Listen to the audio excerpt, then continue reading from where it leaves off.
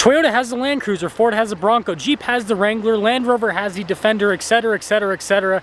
And Chevy gives us a mom car with some all-terrain tires. I'll include a link to the Chevy here in American Forks website in the description down below. They're providing us with this Traverse. Also include a link to my car buying guide. Let's get into it.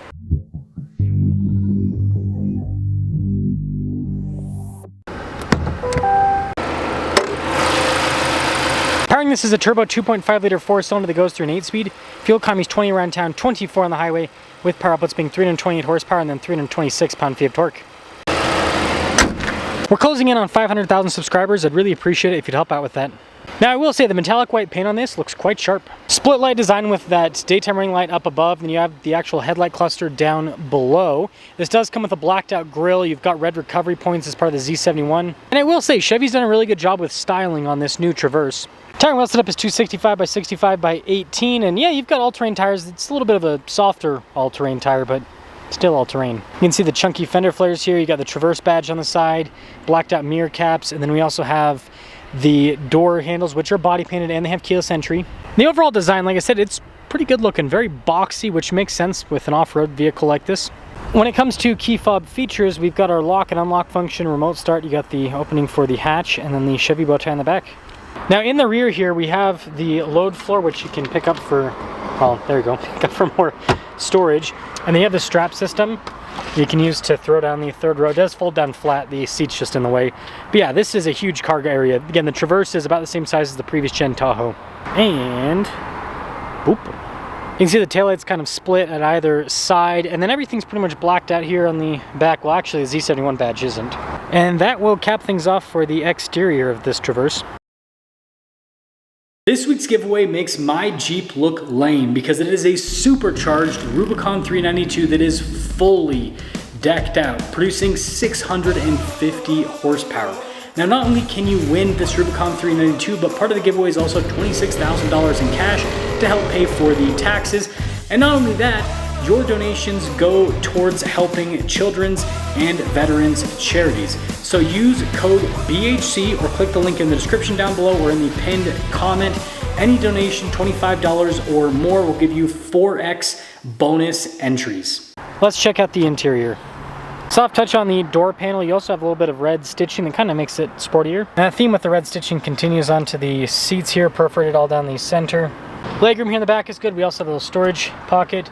We've got some cup holders. You can see climate zone in the rear as well. And then this one has the captain chair configuration. There's 3 seats in the back. You can fit adults back there. That's the benefit of the Traverse over some of the other SUVs in this segment where it's not as comfortable for adults. Let's now pop up front. Blind spot monitoring with the mirrors, and then you can see soft touch here. I don't think this has acoustic glass. We'll check.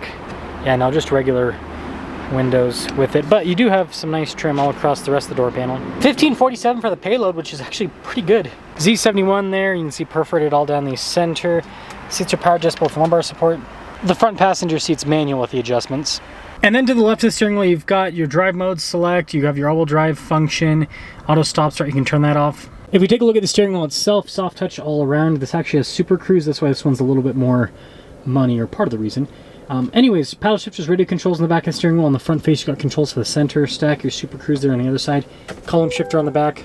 And then with the gauge cluster here, it's fully digital, so that means you can completely change what the screen displays. And that customization, I think, is pretty valuable for a family car, depending on what you're doing with it. This one also has a 360 camera system. It does have good resolution. And then as for the rest of the infotainment system, it's quick to respond. It has Apple CarPlay and Android Auto. You also have your shortcut bar there at the bottom for the climate controls. It's always accessible. This has dual zone climate, heated seats, no ventilated seats, and stuff like the light controls are built into the screen. We've got our climate controls just down below, and then you can see phone charging pad, some cup holders, and a little bit more storage behind. And even more storage behind that. Nice trim here on the top. Same thing with the dash. And this actually has a camera rear view mirror. And then panoramic sunroof. 2026 Traverse loaded up, $58,450.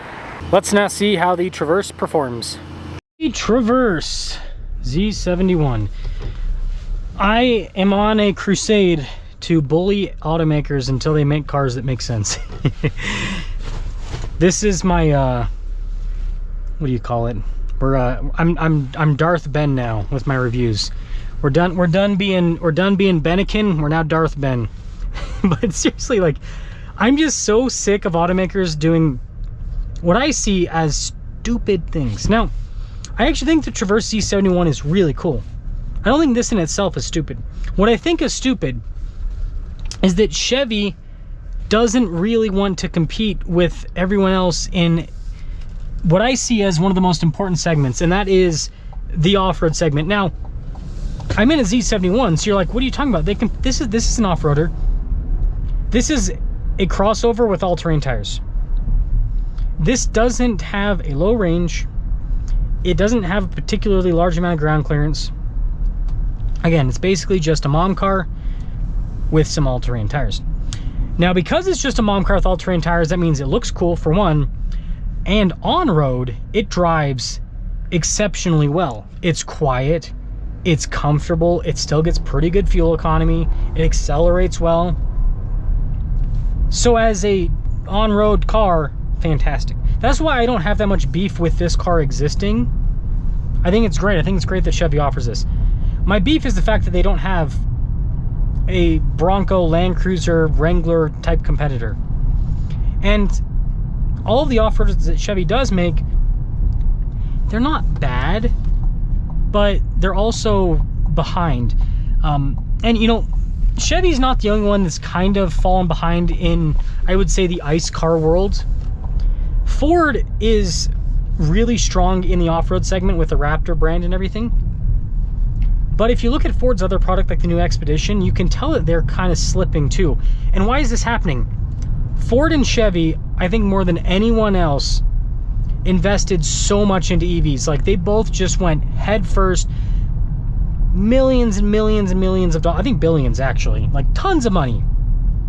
And now what we're seeing a few years down the road is the results of that. Well, the market isn't too hot on EVs.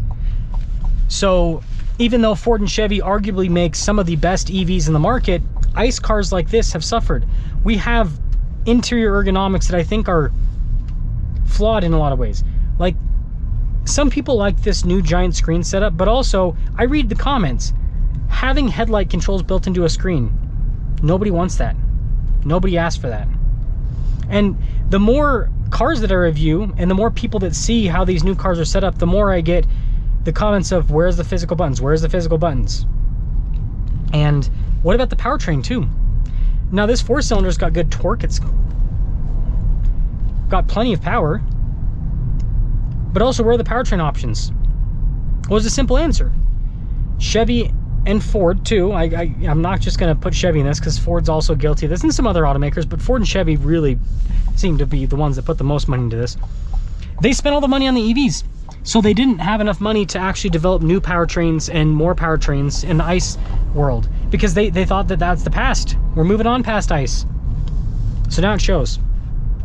So here's my recommendation to Chevy, Ford, all the other automakers. And you know, I think they're starting to kind of veer back towards this, but still not enough. Electric cars will always be a thing. People will always want them, right? A certain group of people. But the entire car market shifting to electric is going to take way, way, way longer than any of these bigwigs at the automakers realize. It's going to take decades at a minimum. Might even take a century. I know people are going to say, nope, I'm wrong. Time will tell. Time will tell. I guess you can go stomp on my grave 100 years from now if I'm wrong and tell me that I'm wrong. But since ICE cars are going to be around for a lot longer, money needs to be invested into them. And you need to actually talk to real people. Stop talking to stupid California car journalists. They don't know what people want. They're brain dead. They have an IQ of a half-eaten toaster strudel. They don't understand anything. You need to talk to real consumers. And if you talk to real consumers, what you'll find is that people care about what's under the hood. They care about, you know, reliability. They care about fuel economy, but they also, you know, even in a car like this, you think, oh, they don't care about the fun factor. Yes, they do. Yes, they do. So more time needs to be spent on developing better ICE engines. And then more time needs to be spent just on these ICE cars with the interiors, making everything make sense. Like, I think that if you had this screen, but then if you had a ton of physical controls to complement it, people wouldn't, they'd be like, okay, I'm okay with the big screen. But the problem is when you have the big screen and no physical controls, then it's like, yeah, no, I'm not really okay with that. It's overwhelming, it's too much, I don't want this. So there's got to be a balance there. And, you know, I've given Toyota a lot of critique because, again, that's my job. I'm a car journalist. I critique everyone.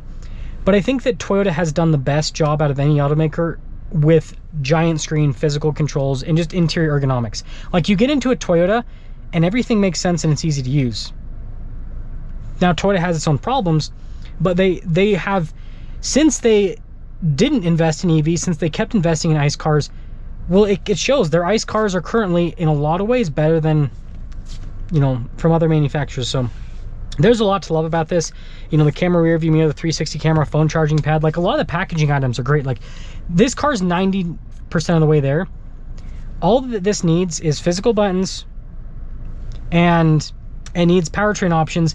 And Chevy, invest into off-roading. Actually invest into off-roading. You can't just throw some all-terrain tires on cars, get a Bronco competitor out, work with companies that understand modern traction control systems so that you can have some of that in your cars too.